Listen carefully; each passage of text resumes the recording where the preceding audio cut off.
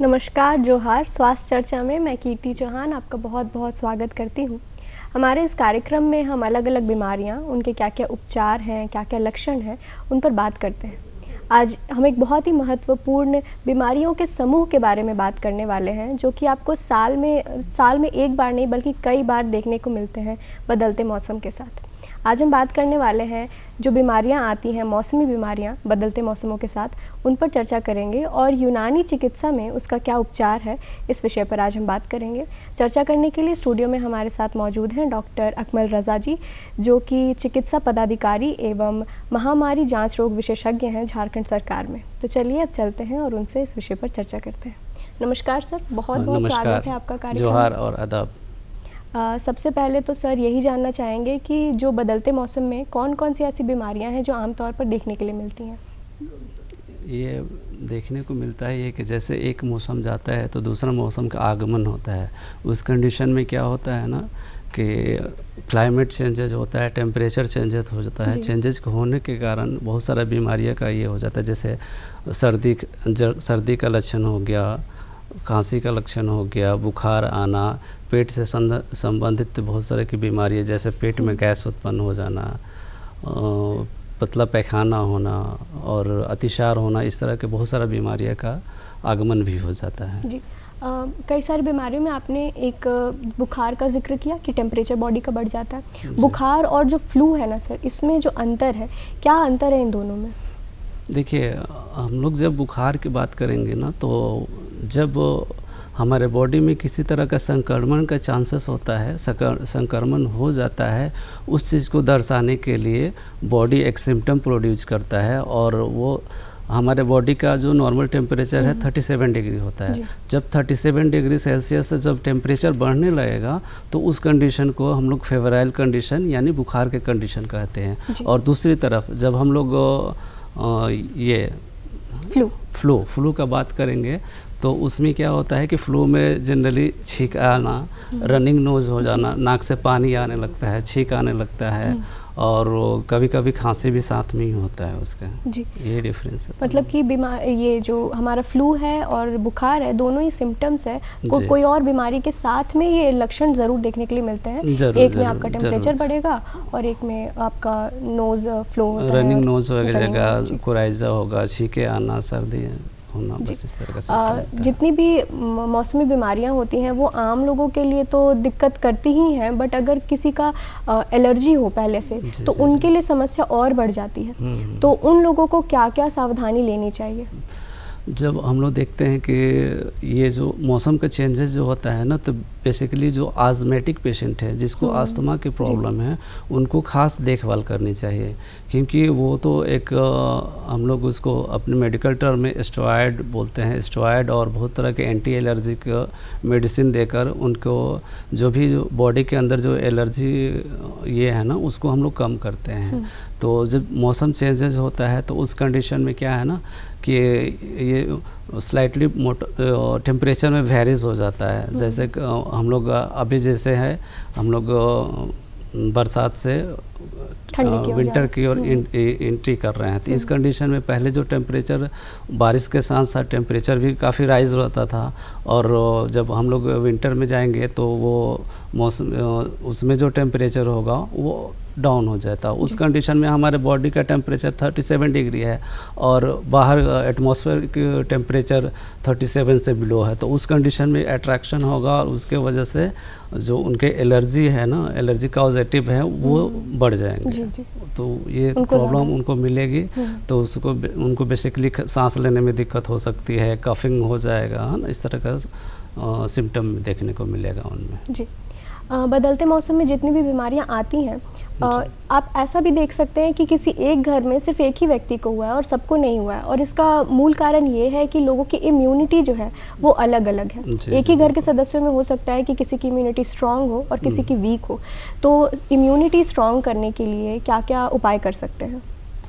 Immunity अपना improve करने के लिए बहुत सारे उपाय हैं। जैसे फर्स्ट ऑफ ऑल वो आपकी लाइफ स्टाइल पे डिपेंड करता है कि आपकी लाइफ स्टाइल कैसी है।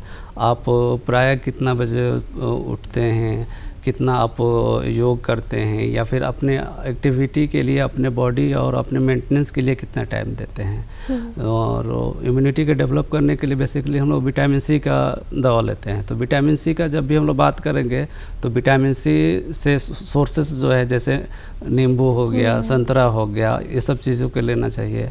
और उसके साथ साथ एक बैलेंस डाइट की होती है ज़रूरत, जो कि अभी बिल्कुल ही नहीं है। बहुत सारे लोग जैसे ब्रेकफास्ट में ही है, हम लोग को ब्रेकफास्ट में क्या लेना चाहिए, ब्रेकफास्ट में जितना अवॉइड हो सके ऑयली चीज़ को अवॉइड करना चाहिए, स्पाइसी चीज़ को अवॉइड करना चाहिए। लेकिन आजकल के लोग प्राय यही देखने को मिलता रहता है कि सुबह में कुछ भी खा लिए, चाउमीन खा लिए, मैगी खा लिए, इस तरह से नहीं करना चाहिए। एक संतुलित आहार लेना चाहिए और मौसमी जो सीजनल फ्रूट्स है ना उसको लेनी चाहिए।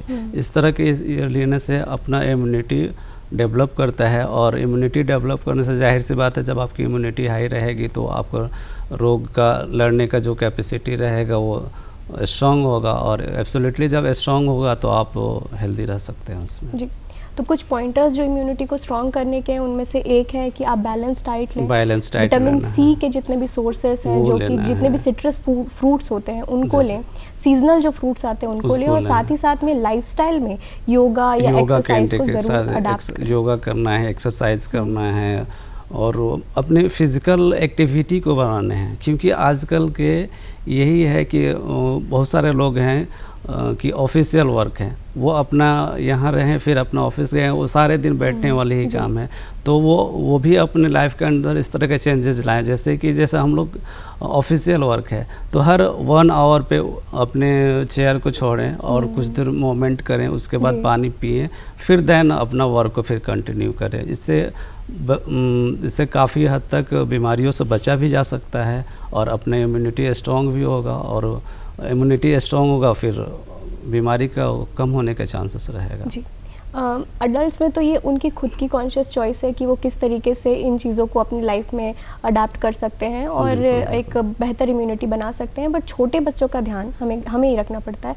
तो जो टीकाकरण होता है सर, ऐसे तो बहुत सारे टीकाकरण होते हैं, लेकिन जब सीजनल चेंज होता है उस समय क्या कुछ खास टीकाकरण करना चाहिए बच्चों का? बिल्कुल, ये तो एज वाइज टीका का ये बना हुआ है चार्ट, लेकिन टीकाकरण के भी समय कुछ बॉडी का सिम्टम्स होता है।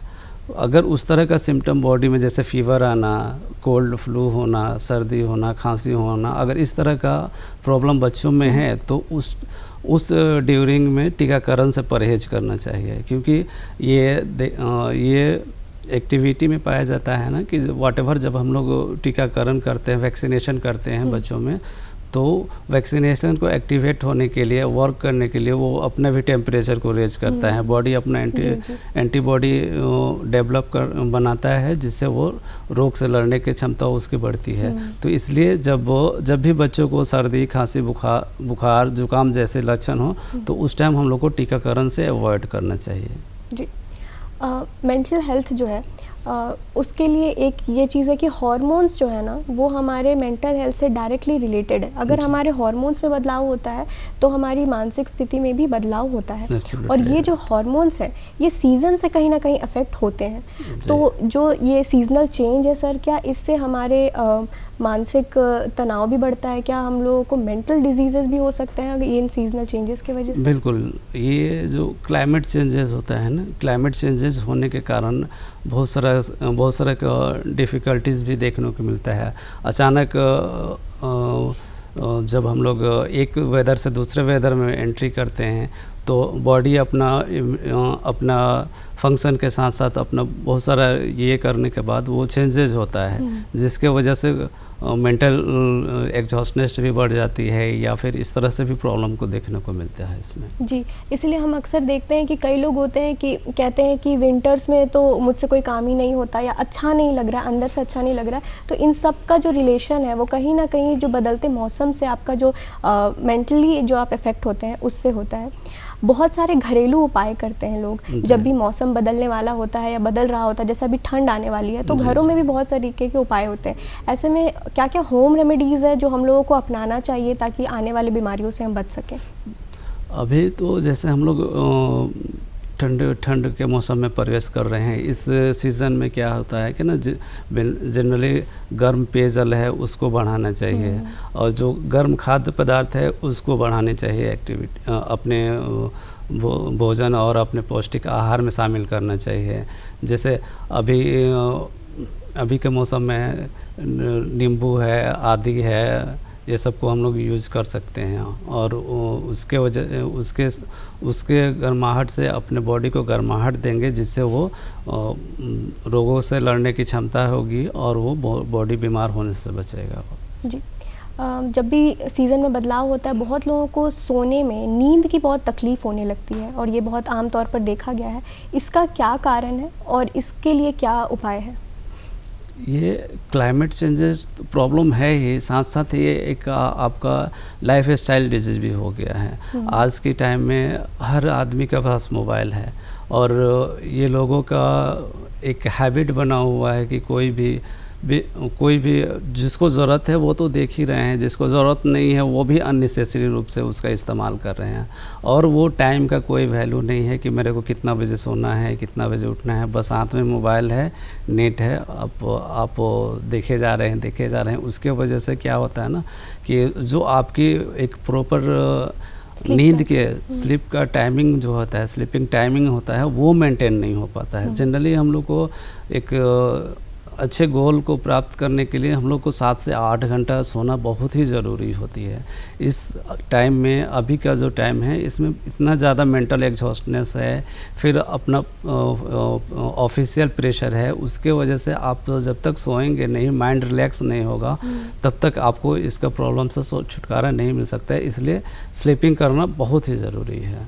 जी, बहुत सारी बीमारियां, जब आप शुरुआत में बता रहे थे कि जब सीजनल चेंजेस बीमारियां होती हैं, उनमें एक बहुत प्रोमिनेंट जो देखने के लिए मिलता है वो स्किन डिजीज़ेज़ बहुत देखने के लिए मिलती हैं जब भी मौसम बदलता है। तो कौन कौन सी ऐसे स्किन डिजीज़ेज़ हैं जो देखने के लिए मिलती हैं और उसके लिए क्या उपचार है?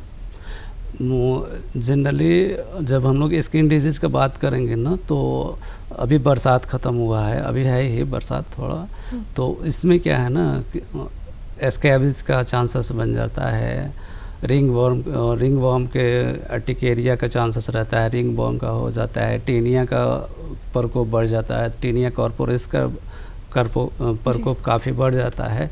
तो इस कंडीशन में हम लोग को अपने त्वचा को साफ़ रखने चाहिए और जब भी मान लीजिए हम लोग या तो बारिश में भीग गए हैं या फिर स्वेटिंग के वजह से हमारे कपड़े गीले हो गए हैं, उस कंडीशन में प्रॉपरली अपने क्लॉथ को साफ़ करना है। उसके साथ अपने बॉडी को स्वेटिंग होने से, जब स्वेटिंग हो गई है तो स्वेटिंग होने के बाद उसको अच्छे से वाइप करना है। वाइप के साथ साथ उसको मैनेजमेंट करना है कि अगर वही चीज़ हम लोग छोड़ देंगे तो वो धीरे धीरे, और स्किन प्रॉब्लम जनरली ये आपके लाइफ स्टाइल से रिलेटेड है और आप कितना क्लीन रहते हैं उस पर डिपेंड करता है। बेसिकली ये जो हम लोग देखते हैं कि गांव देहात में अभी भी लोग हैं जो तालाब में पोखर में नहाते हैं, जो एक जब बरसात की सीज़न होती है या फिर नदी है तो उसमें बहती हुई पानी है, वो क्लीन है, उसमें कोई इशू नहीं है। बट एक पॉन्ड, एक रिवर में ये है ना, वहाँ पानी एकोमुलेटेड है, वहीं पे जमा है, वो पानी इधर उधर नहीं जाता है। तो वहाँ के लोगों को प्राय इस तरह का सिम्टम दिखता है, बड़े बड़े से दाना हो जाना या फिर गोल गोल चकता हो जाना, है ना, इस तरह का प्रॉब्लम होता है। तो उसके लिए खासकर हम लोग को साफ़ सफाई का, हाइजीन मेंटेन करने का ज़रूरत होता है। जी, आज हम बदलते मौसम में जो बीमारियां आती हैं उन पर तो चर्चा कर ही रहे हैं, पर उनका क्या उपचार है यूनानी चिकित्सा पर, इस पर हमारा खासा जोर है। तो यूनानी चिकित्सा पद्धति जो है वो किस प्रिंसिपल पर काम करती है, कैसे ये उपचार करती है यूनानी चिकित्सा? यूनानी चिकित्सा एक अल्टरनेटिव सिस्टम ऑफ मेडिसिन है। इसमें जो भी मेडिसिन बनती है वो सारी के सारे एक नेचुरल सोर्सेज से बने हुए हैं। जैसे इसमें हम लोग का बहुत सारा ही ऐसा मेडिसिन है जो कि आमतौर में हम लोग के किचन में अवेलेबल होता है ना, उसका मूल अर्क है, उस मूल अर्क से लेकर बनाया गया है इसको। तो इस तरह से यूनानी सिस्टम ऑफ मेडिसिन भी एक तरह का अल्टरनेटिव सिस्टम ऑफ मेडिसिन ही है। इसमें इस तरह के जैसे बुखार हो गया, इसमें एक तरह का हम लोग का हब्बा बुखार आता है, उसमें हम लोग बुखार मेडिसिन वगैरह चलाते हैं इस तरह से। जी। अभी जैसे मौसम में अभी हम गर्मी से ठंड की ओर जा रहे हैं, तो ऐसे में क्या संक्रमण बढ़ जाता है, और यदि बढ़ जाता है तो क्यों बढ़ता है? जैसे हम लोग रेनी से विंटर की ओर हम लोग एंट्री कर रहे हैं, तो ऐसे माना जाता है कि जो ठंड की मौसम होता है वो काफ़ी हेल्दी होता है, इसमें लोगों को बीमार होने के चांसेस कम हो जाती है, क्योंकि उधर में हम लोग गर्मी को सहें, उसके बाद बरसात, ये दोनों ही मौसम एक डिजीज़ के लिए बहुत ही प्रोमिनेंट टाइम रहता है। ये दो सीज़न हम लोग ये करने के बाद जब हम लोग विंटर में जाते हैं तो थोड़ा सा रिलैक्स होता है कि इसमें हम लोग को एक प्रॉपर इम्यूनिटी डेवलप हो जाती है, और उसके बाद विंटर में हम लोग अपने अच्छे से हम लोग रहते हैं, खान पीन में अपना ध्यान देते हैं। इसी के वजह से हम लोग का जो विंटर में जो है ना वो थोड़ा सा कम बीमारी होता है। जी। जितने भी सीजनल बीमारियां होती है ना, इनमें ज़्यादातर घरों में ऐसा देखा गया है ना कि लोग ऐसा समझते हैं कि ये जो सिम्टम्स है, ये मौसम बदल रहा है तो आने ही है, तो इसके लिए ज़्यादा दवाइयाँ देने की ज़रूरत नहीं है, कुछ टाइम में ये खुद ही ठीक हो जाएगा। तो ये कितना हद तक सही है या गलत है कि लोगों को मेडिसिन लेना चाहिए इन बीमारियों में? बहुत हद तक तो सही नहीं है, क्योंकि अगर कोई डिजीज़ जो होता है वो उसमें भी वो कैटेगरी बना हुआ है। मान लीजिए आपको फीवर है, आपको फ्लू लाइक सिम्टम है, तो आप 1 से 2 दिन तक वेट कर सकते हैं, आप घरेलू मैनेजमेंट करके उसको देख सकते हैं। अगर उसके बाद अगर नहीं होता है तो इमीडिएटली डॉक्टर्स का कंसल्ट करना चाहिए और एक प्रॉपर ट्रीटमेंट कराना चाहिए, क्योंकि ज़रूरी नहीं है कि जो आपका अभी बीमारी से जो ग्रसित हैं कि वो एक हल्का फुल्का ही हो सकता है किसी का अगर इम्यूनिटी स्ट्रॉन्ग है तो उस कंडीशन में मान लीजिए सर्दी खांसी है तो वो ट्रीटमेंट ना लेकर वो अपना मैनेजमेंट किए, उससे वो हद तक ठीक हो जाते हैं। अगर वो नहीं होते हैं तो इसका मतलब है उनका इम्यूनिटी डल है और उनको फर्दर ट्रीटमेंट की ज़रूरत है। उस कंडीशन में आपको एब्सोल्युटली इमीडिएट डॉक्टर के पास कंसल्ट करना चाहिए। डॉक्टर कंसल्टेशन के बाद वहाँ पे एक प्रॉपर इन्वेस्टिगेशन होता है, एक जांच होती है, उससे वो फिर फाइंड आउट होगा कि आइदर ये वायरल है, फ्लू है और व्हाटएवर वो उसी से पता चलेगा, या फिर वो कोई बीमारी का रूप ले चुका है। जी, कई लोगों का ऐसा मानना होता है कि जैसे सर्दी है ये आपको साल में 1-2 बार तो होनी ही चाहिए, क्योंकि इससे आपका जो सिस्टम है ओवरऑल वो बहुत ठीक रहता है। तो ये कितने हद तक सच बात है कि सर्दियों में दवाइयाँ ना लें, कि थोड़ा अगर 4-5 दिन की सर्दी आई ही है तो उसको झेल लें, उसमें दवाइयाँ ना लें, क्योंकि अगर अभी ये दवाई ले लेंगे तो क्या ऐसा है कि ये फिर से दोबारा होगा ही? ये इस पे डिपेंड नहीं करता है कि आपको जब सर्दी हुई है तो आप दवा ले लेंगे तो आपको फिर वो नुकसान करेगा, ऐसा ये मिथ है और कुछ नहीं है। जब आपको कोई बीमारी है तो एब्सोल्युटली उसका दवा लेना है ना। भले ये कोई लोग होते हैं कि 2-4 दिन वेट करते हैं, घरेलू उपचार करते हैं, देन वो किसी मेडिकल सेंटर पे जाके मेडिकल स्टोर पे जाके दवा लेते हैं, उससे भी नहीं ठीक होता है तो फिर डॉक्टर के पास जाते हैं और वहाँ डॉक्टर को कंसल्टेशन करके फिर आप वहाँ पे प्रॉपर इन्वेस्टिगेशन और ट्रीटमेंट होता है। तो इस चीज़ को इग्नोर नहीं करना चाहिए। अगर आपको सर्दी है, ये ज़रूरी नहीं है कि आपको साल में 2 बार सर्दी हो ही, ये हो भी सकता है, नहीं भी हो सकता है, that is depend upon your immunity. जी, आप जब स्किन डिजीज़ के बारे में बता रहे थे तो आपने कई सारी बीमारियों का नाम लिया था, उनमें से अगर कुछ बीमारियों को विस्तार से अगर डिस्कस करना चाहें, जैसे कि रिंग वॉर्म के बारे में आप बता रहे थे, तो उसमें क्या होता है, कैसे उसके लक्षण जो हैं वो देख सकते हैं, हम पता कर सकते हैं कि ये बीमारी हमें हुई है? इसका जनरली लक्षण ये होता है कि ये बॉडी के किसी भी भाग में, जनरली जो इसका भाग है जहाँ पे एयर का नहीं पहुंच पाता है, वहाँ पे जनरली अपना जगह बना लेते हैं। जैसे एक्सिला हो गया, या फिर एब्डोमेन हो गया, या फिर थाई हो गया, ये सब जगह हैं। ये बेसिकली जहाँ पे भी होंगे ना वहाँ पे एक राउंड सा शेप हो जाएगा, लाइक साइज ऑफ कॉइन और ग्रेटर देन कॉइन, ये भी हो सकता है। और उसमें छोटे छोटे से दाने होंगे, उसमें इंटेंस इचिंग होंगे, इचिंग के साथ साथ उसमें बर्निंग भी हो सकता है। इस तरह से जब भी प्रॉब्लम आता है तो वो कभी टीनिया रेसिस्टेंस के नाम से हम लोग जानते हैं, है ना, उस तरह का प्रॉब्लम देखने को मिलता है। तो उस कंडीशन में ये कभी कभी बहुत ही टाइम ले लेता है। स्किन डिजीज़ जो होते हैं ना, ये जनरली बहुत आराम से नहीं ठीक होते हैं। इसके लिए एक प्रॉपर 14 डेज़ का medicine, otherwise 21 days, otherwise more than 28 days का भी मेडिसिन चल सकता है। जी, जितनी भी बीमारियां होती हैं ना, हर एक बीमारी हर एक उम्र वर्ग के जो लोग होते हैं उनको अलग अलग तरीके से अफेक्ट करती है और उनकी दवाइयां भी अलग अलग होती हैं। आप सेम बीमारी के लिए किसी छोटे बच्चे को कुछ और दवाई देंगे पर किसी बुज़ुर्ग को कोई और दवाई देंगे। तो ये जो मौसमी बीमारियाँ हैं वो एक बच्चे को और बुज़ुर्ग को किस तरीके से अलग अलग तरीके से अफेक्ट करती है? बिल्कुल, ये जो मौसमी बीमारी एक ही है, लेकिन वो जिस वेदर में, जिस सीज़न में जाते हैं ना, वो अपना एक ये लेते हैं। जैसे हम लोग ऐसे बोलते हैं कि डायरिया नॉर्मली जो रेनी सीजन में हो गया या फिर समर में हो गया तो वो डायरिया हुआ, और वही जब हम लोग विंटर में प्रवेश कर गए उसमें जब डायरिया हुआ तो उसको हम लोग बोलते हैं कोल्ड डायरिया हो गया। ठीक है, तो वो डिपेंड करता है कि किस सीज़न में हुआ है, कब हुआ है। दूसरी बात ये सही है कि हर, जैसे हमारे सोसाइटी में है, बड़े लोग हैं, छोटे हैं, बच्चे हैं, सबके लिए अलग अलग दवा है, सबको अलग अलग मेडिसिन चलती है। ऐसा नहीं कि एक मेडिसिन लाए हैं तो उसमें बड़े भी खा लें, छोटे भी खा लें, तो इस तरह से नहीं होता। अभी जो मौसम बदल रहा है कि हम रेनी सीज़न से विंटर सीज़न की ओर जा रहे हैं, और रेनी सीज़न की एक खासियत है कि इसमें वाटर बॉर्न डिजीज़ेज़ जो होते हैं वो बहुत ज़्यादा होते हैं। कौन कौन से वाटर बॉर्न डिजीज़ेज़ हैं आमतौर पर जो देखने के लिए मिलते हैं?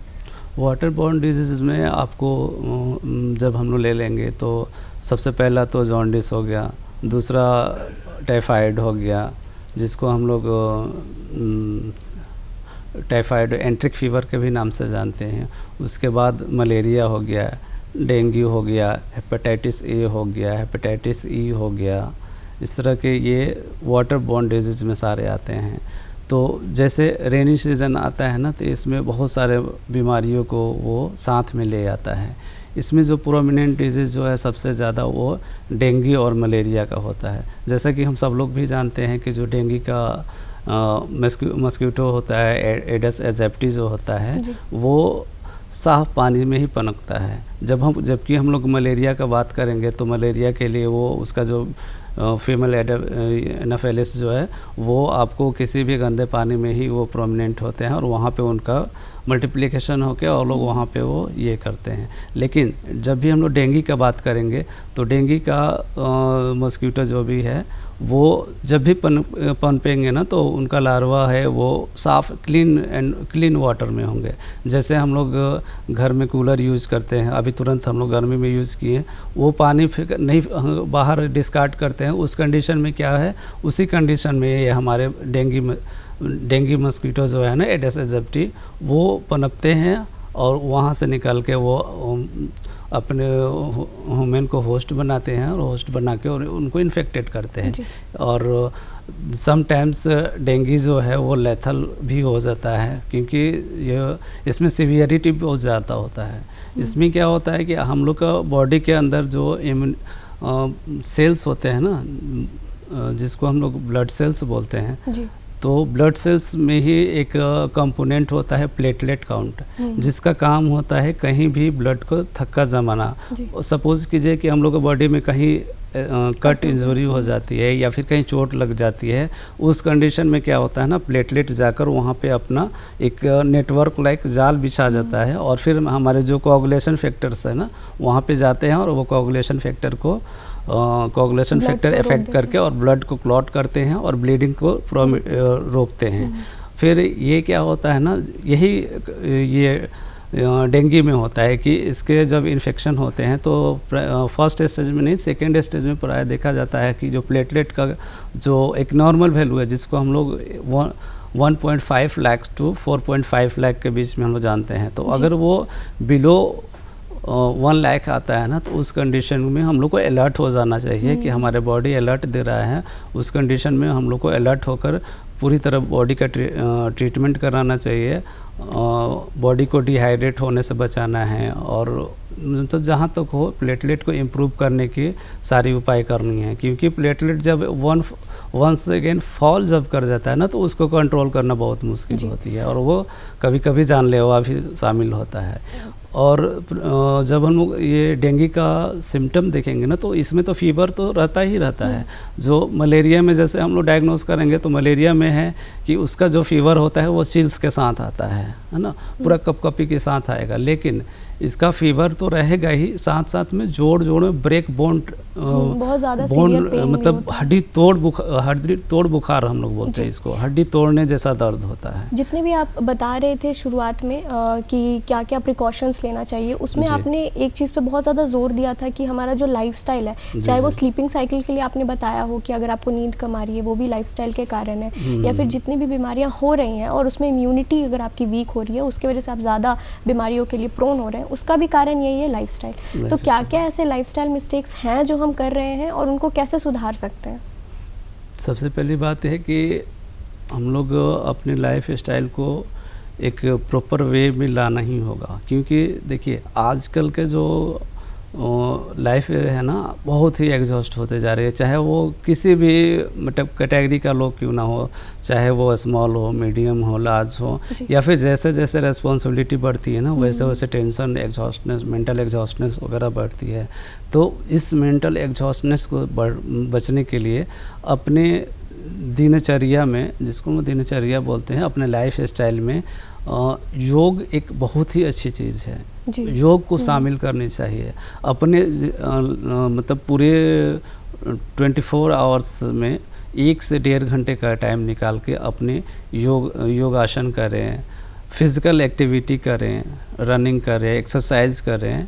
उसके बाद फिर अपने एक प्रॉपर बैलेंस डाइट लेने की कोशिश करें, ठीक है। और जितनी हो सके मोबाइल को अवॉइड करना चाहिए, आजकल ये बहुत ही घातक होते जा रहा है। बहुत बहुत शुक्रिया डॉक्टर हमारे साथ जुड़ने के लिए और मौसमी बीमारियों पर इतनी सारी जानकारी साझा करने के लिए, और जो आपने लाइफस्टाइल के चेंजेस के लिए बताया कि एक बैलेंस डाइट लेना चाहिए और एक्सरसाइज और योग को ज़रूर अपने ज़िंदगी में इन्वॉल्व करना चाहिए, वो एक बहुत सही बात है। मुझे लगता है जितने भी दर्शक देख रहे होंगे कहीं ना कहीं वो इससे प्रभावित हुए होंगे और अपनी ज़िंदगी में इसको अडॉप्ट करेंगे। बहुत बहुत शुक्रिया, धन्यवाद। इसी तरीके से हर हफ्ते हम अलग अलग डॉक्टर से अलग अलग बीमारियों पर चर्चा करते रहते हैं।